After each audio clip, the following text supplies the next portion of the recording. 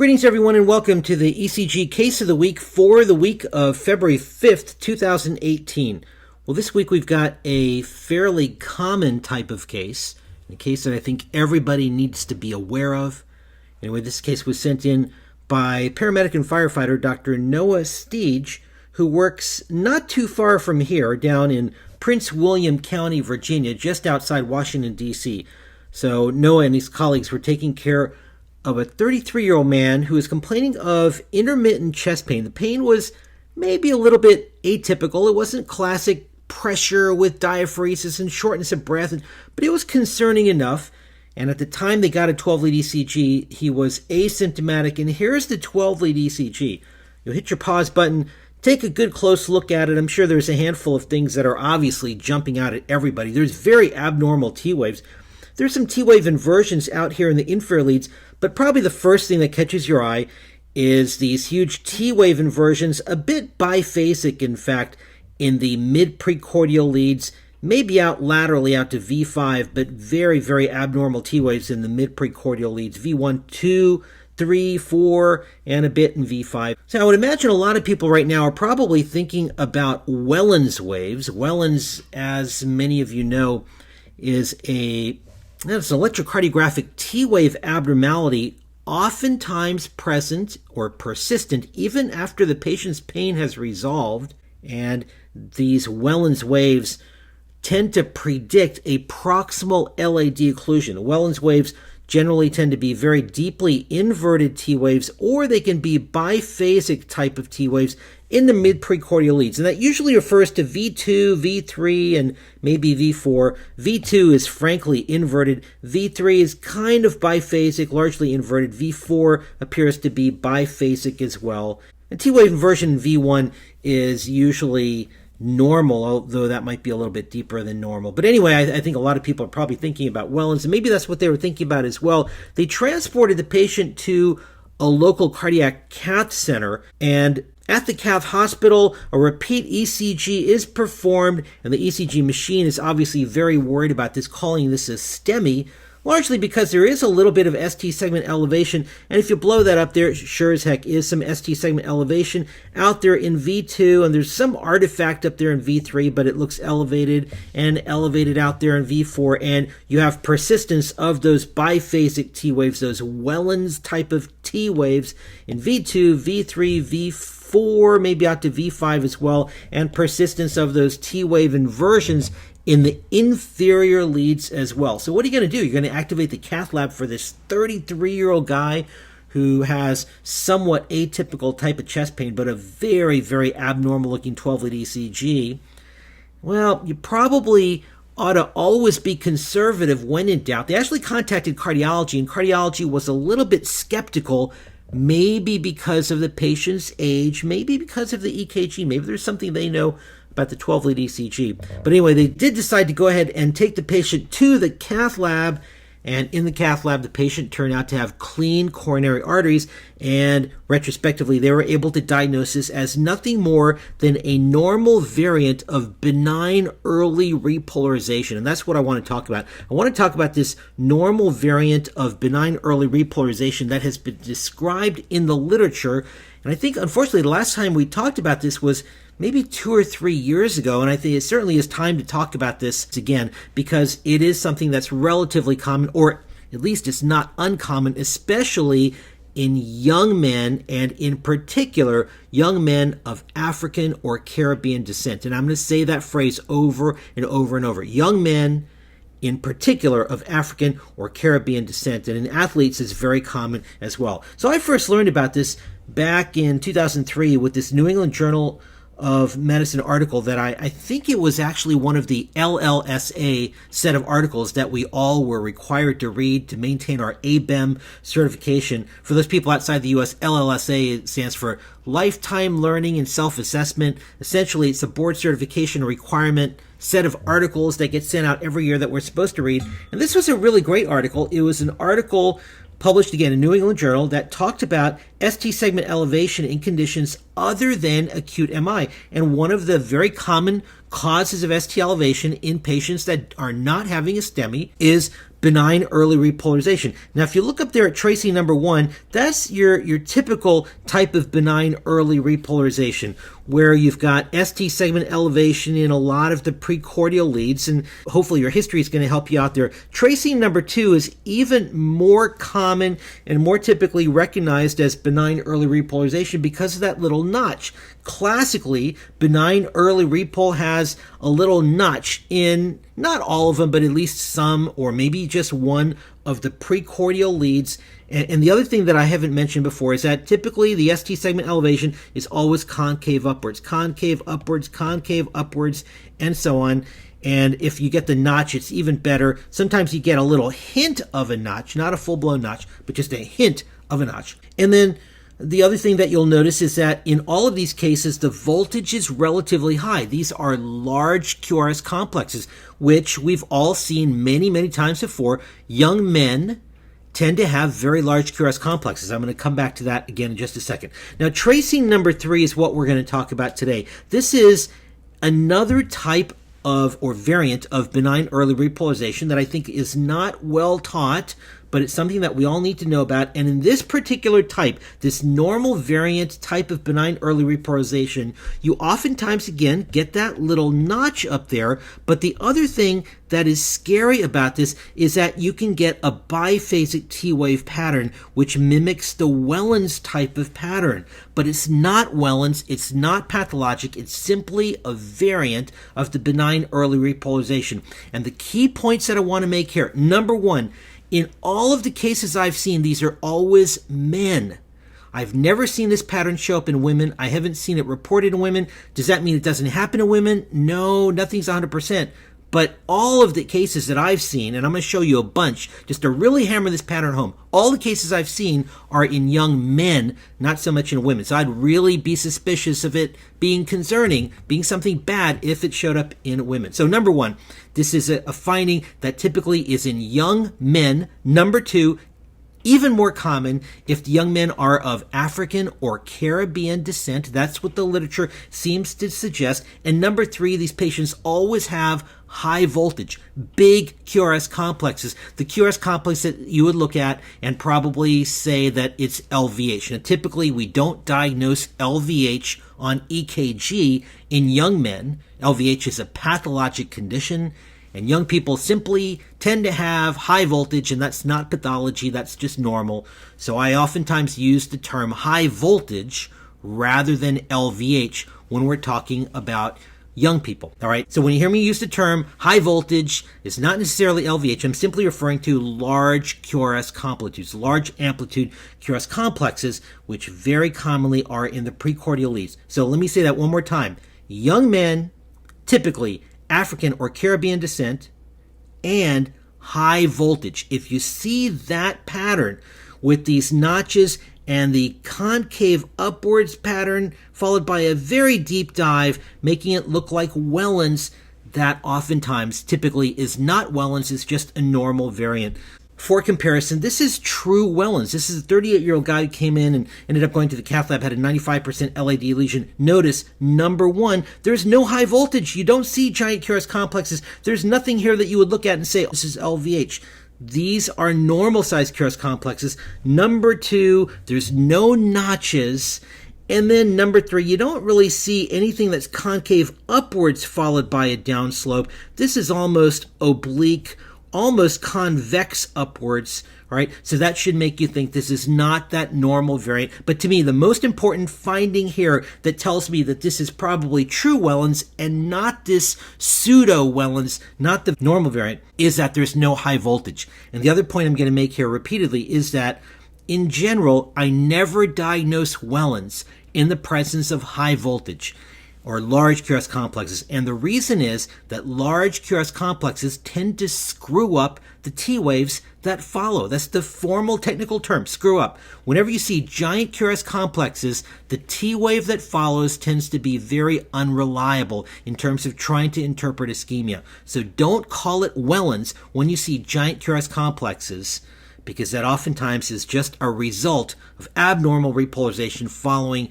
high voltage. All right. So again, there's no high voltage, there's no little fish hook here, and there's no concave upwards. It's more oblique or convex upwards, followed by this steep drop. All right, let's look at some more examples here just to really hammer home this normal variant finding. Here's a 31-year-old guy.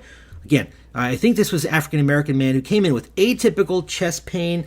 Take a look at how high that voltage is, and those precordial leads are certainly very concerning, aren't they? We'll blow that up. You've got the biphasic T-wave pattern, but you've got high voltage. You've got the notch in at least a couple of the leads, and you've got concave upwards followed by the steep drop.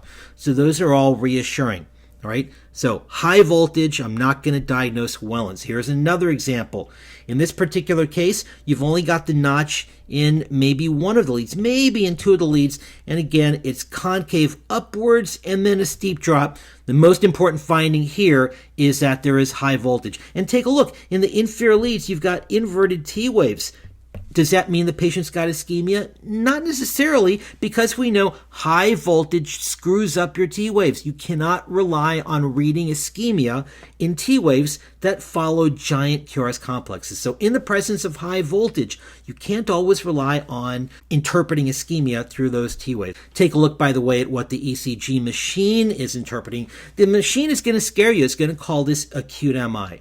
Let's look at another example. How about this one? Once again, high voltage, and so that immediately means I can't rely on the T waves.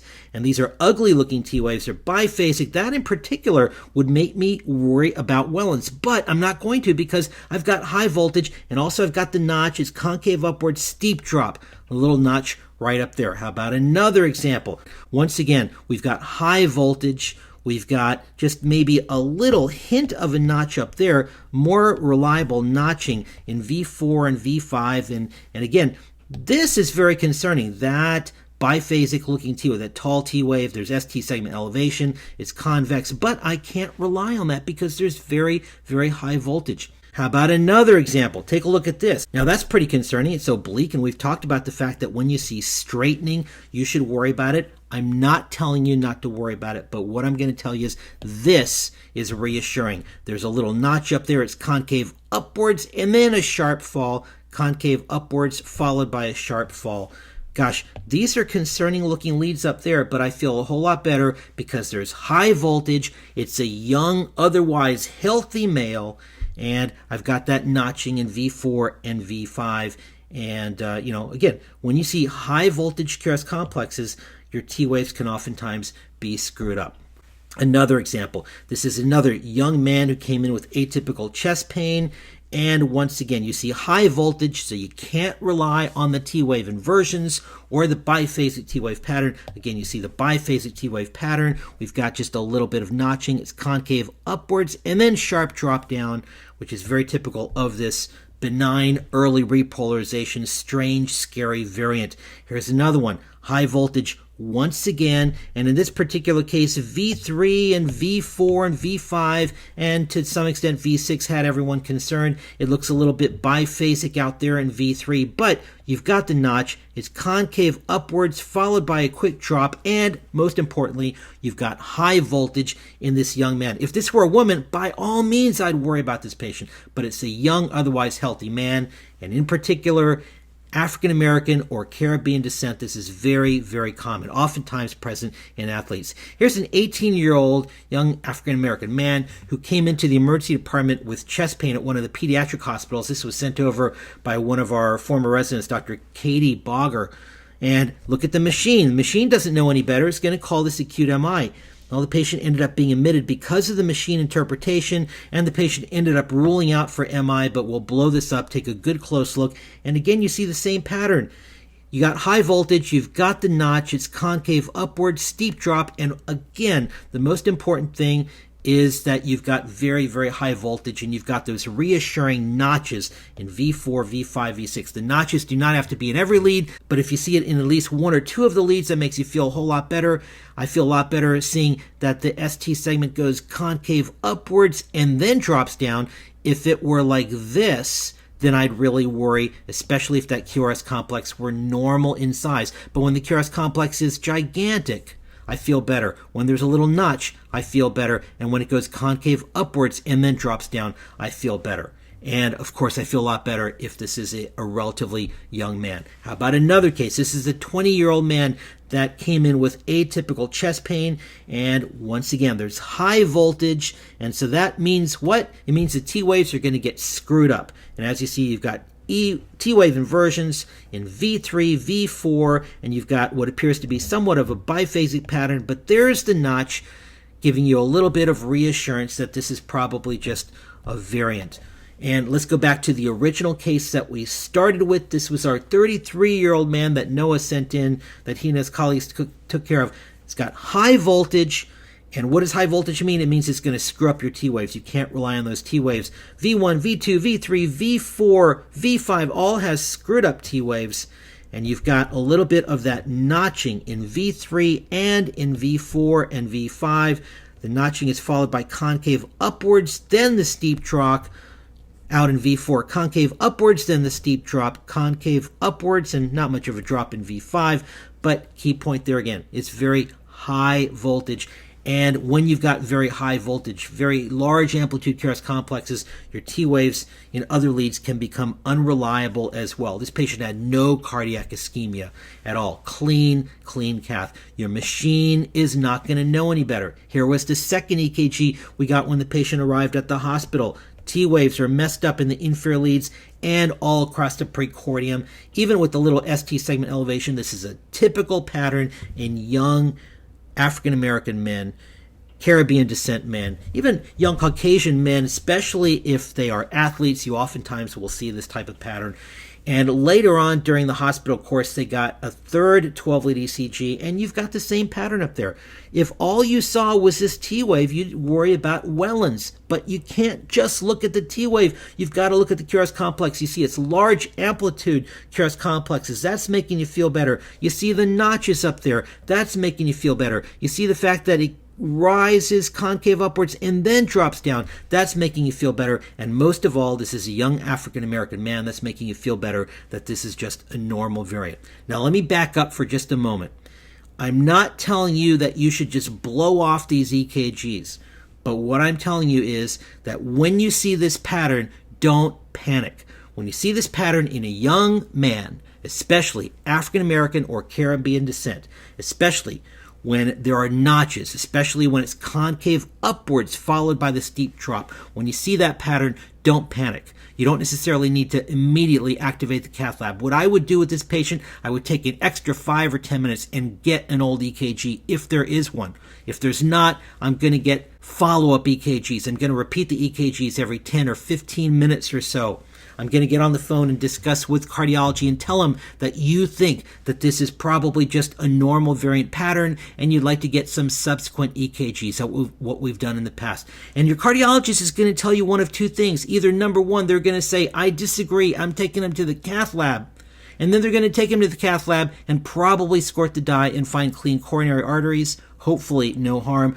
Or your cardiologist is going to say, I agree with you, call me back in half an hour after the repeat EKGs and let me know if anything's changing. If something's changing, yeah, sure, we'll take him to the cath lab.